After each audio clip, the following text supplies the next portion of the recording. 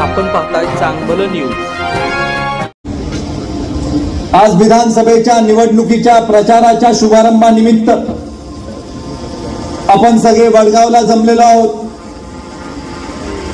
परमेश्वराचा आशीर्वाद घेऊन या लढाईला आपण सामोरे जातो आणि या लढाईला सामोरे जात असताना मागच्या 5 वर्षामध्ये आपण काय केलं हे देखील आपल्या समोर सांगणं गरजेचं आहे।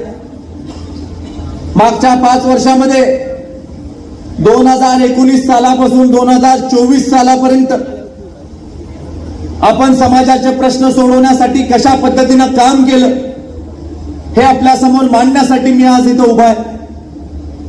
2019 सालच्या निवडणुकीनंतर आपल्याला यशापर्यंत पोहोचता आलं नाही, पण जरी आपण यशापर्यंत पोहोचलो नाही तरी दुसऱ्या दिवशी आपण कामाला सुरुवात केली। दुसऱ्या दिवशी समाजामध्ये उतरून सर्वसामान्य माणसांना बरोबर घेऊन आपण कामाला आपली सुरुवात केली। काम चालू केल्यानंतर सरकार देखील आपलं नव्हतं। आपल्याला सगळ्यांना अपेक्षा होती की युतीचं सरकार परत एकदा राज्यामध्ये सत्तेमध्ये येईल। खरं तर युतीच्या 165 जागा निवडून आल्या होत्या आणि सरकार मात्र महाविकास आघाडीचं सत्तेमध्ये आलं। 2.5 वर्षामध्ये कुठलंही विकास काम या मतदारसंघामध्ये झालं नाही।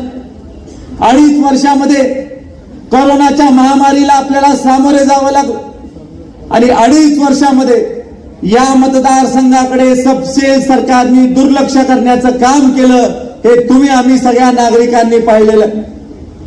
कोरोनाचं महामारीचं संकट आलं त्यावेळेला कृष्णा हॉस्पिटलच्या सगळ्या व्यवस्थापक मंडळांनी सगळ्या विश्वस्त मंडळांनी निर्णय घेतला की स्वर्गीय अप्पांच्या काळामध्ये जे स्वप्न आपण पाहिलं होतं की सर्वसामान्य माणसाच्या सेवेसाठी कृष्णा हॉस्पिटलची निर्मिती झालेली आणि त्या संस्कृतीला अनुसरून त्या विचाराला अनुसरून आपण सर्वसामान्य माणसाची सेवा करण्याचं काम कोरोनाच्या महामारीच्या काळामध्ये केलं।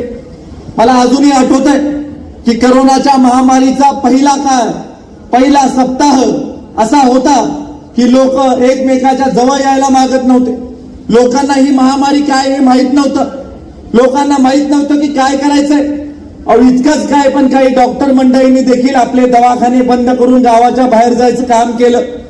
लोकांना कळत नव्हतं की आता आपल्याला यातून कोण वाचवणार। जोपर्यंत वॅक्सिन आलं नव्हतं तोपर्यंत लोकांना माहित नव्हतं की आता आपलं या संकटापासून वाचणार तरी कसं। अशा काळामध्ये कृष्णा हॉस्पिटलनी लोकांची सेवा करण्याचं व्रत घेऊन समाजाची सेवा करण्याचं काम चालू केलं आणि अशा काळामध्ये कृष्णा हॉस्पिटलनी सातारा जिल्ह्याचं लीड हॉस्पिटल म्हणून काम केलं। सातारा जिल्ह्याचं शिखर हॉस्पिटल म्हणून काम केलं आणि एका वेळेला 500 बेड रिझर्व करण्याचं काम हे कृष्णा हॉस्पिटलच्या व्यवस्थापक मंडळाने तिथं केलं आणि 500 बेड हे फक्त कोरोनासाठी रिझर्व ठेवण्याचं काम हे त्या काळामध्ये झालं।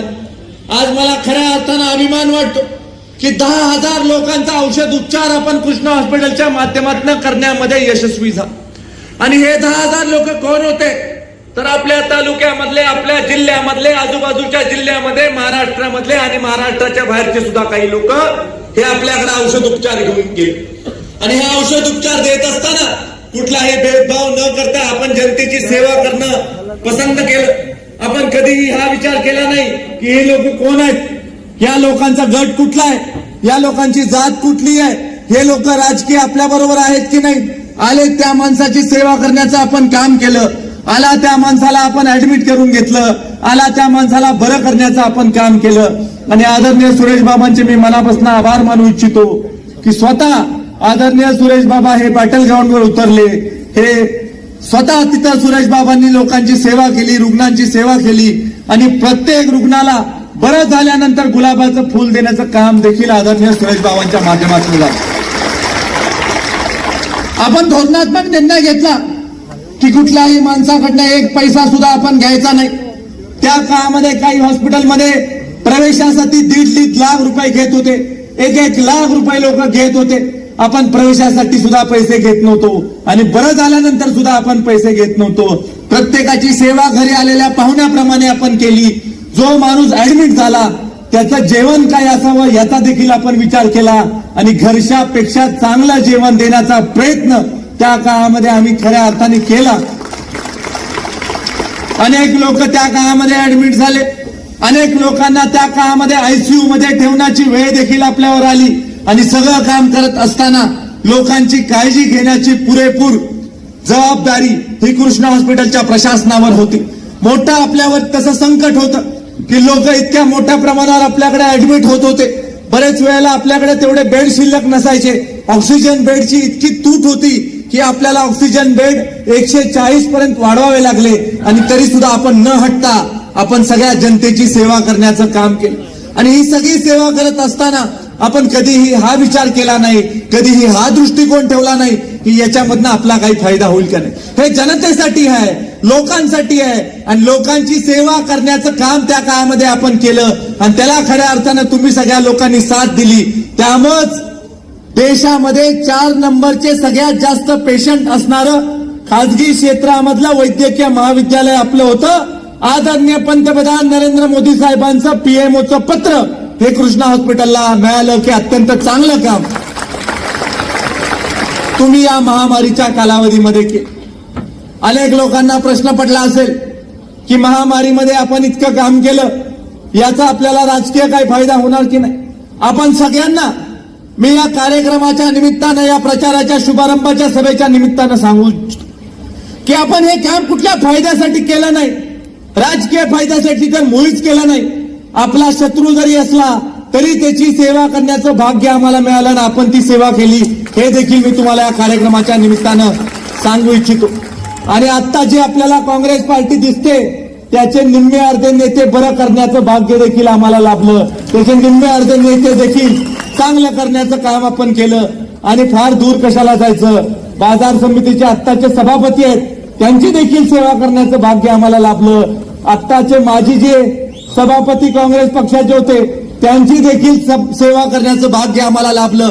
आणि हे सगळं करत असताना आम्ही त्यांची सेवा काकणभर जास्त चांगली केली म्हणजे परत त्यांच्या मनामध्ये शंका कुशंका उपस्थित व्हायला नको अशा पद्धतीचं काम आपण कृष्णेच्या माध्यमातून केलं.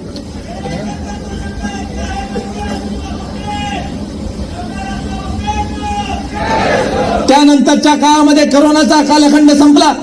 करोनाचा कालखंड संपून एक समाधान आपल्याला प्राप्त झालं की जनतेची सेवा करण्याचं भाग्य आपल्याला मिळालं.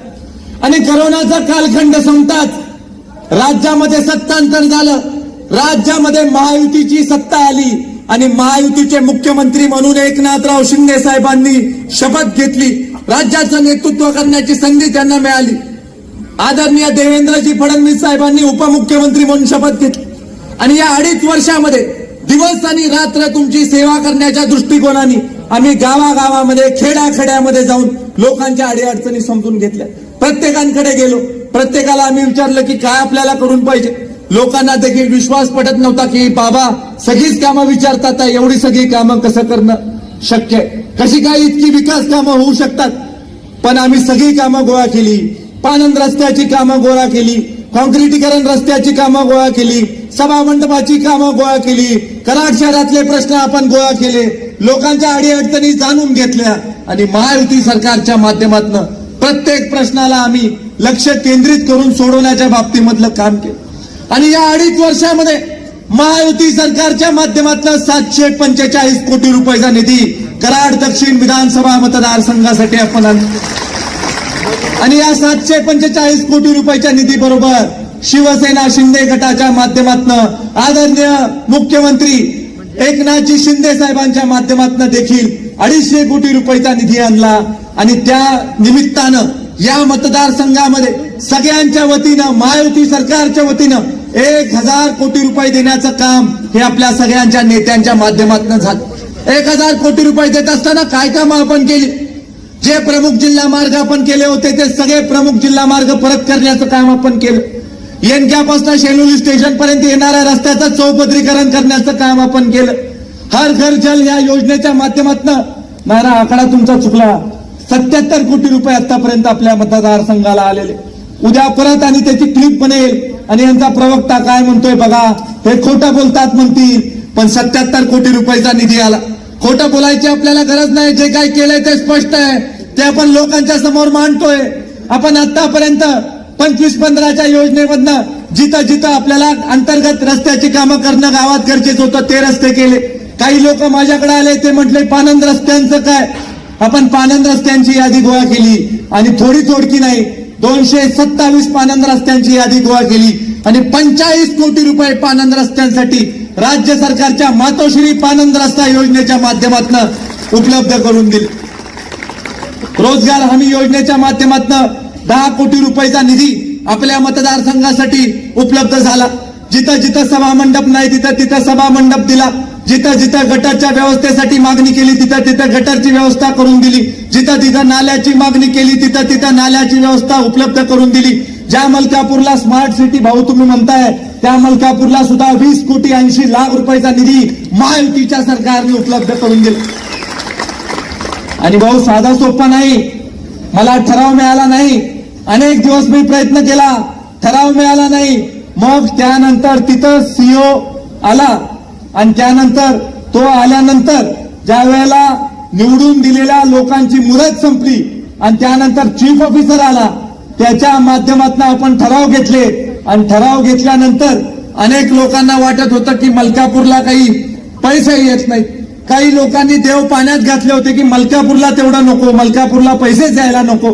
पण आम्ही सुद्धा व्यवस्थित केलं, पाठपुरावा केला आणि खऱ्या अर्थानं राज्याचे मुख्यमंत्री एकनाथजी शिंदे साहेबांचं मी मनापासून आभार मानतो आणि आमचे नेते देवेंद्रजी फडणवीस साहेबांचं मी आभार मानतो. रात्री 3 वाजता आपल्या फाईलवर सही झाली आणि सकाळी सकाळी आम्ही GR काढला आणि ताबडतोब तुम्ही आनंदोत्सव मलकापूरमध्ये साजरा केला. ज्या रस्त्यावर बिलकुल पैसे पडले नव्हते अशा सगळ्या रस्त्यांवर आपण पैसे उपलब्ध करून देण्याचं काम केलं. ज्या ज्या ठिकाणी रोजगार हमी योजनेच्या माध्यमातून तुमची अपेक्षा होती की घरासमोरचा रस्ता व्हावा, गल्लीमधला रस्ता व्हावा, त्या ठिकाणी पैसे उपलब्ध करून देण्याचं आपण काम केलं. काही ठिकाणी मला आनंद होत होता की सार्वजनिक बांधकाम मंत्री आदरणीय रवींद्रजी चव्हाण साहेब त्यांनी पदभार स्वीकारल्यानंतर मी त्यांच्याकडे गेलो. मी म्हटलं, रवी भाऊ, तुम्ही आमदार असताना माझी तुमची एवढी खास मैत्री होती. मी तुम्हाला म्हटलं होतं की रवी भाऊ, तुम्ही ज्या वेळेला सत्तेत जाल त्यावेळेला आमच्याकडे लक्ष ठेवा. मी सुद्धा विचारपूर्वक त्या लोकांशी संबंध ठेवले होते. मला सुद्धा माहित होतं की कधी काही सत्ता होईल तेव्हा रवींद्र चव्हाण साहेब मोठ्या पदावर असतील आणि रवींद्र चव्हाण साहेब ज्या वेळेला सत्तेमध्ये बसले, रवींद्र चव्हाण साहेब ज्या वेळेला सार्वजनिक बांधकाम मंत्री झाले, त्यावेळेला मी आपल्या भागाची एक फाईल त्यांच्याकडे घेऊन गेलो आणि रवी भाऊला म्हटलं की रवी भाऊ, आता नाही म्हणू नका, एवढी माझी कामं करून द्या.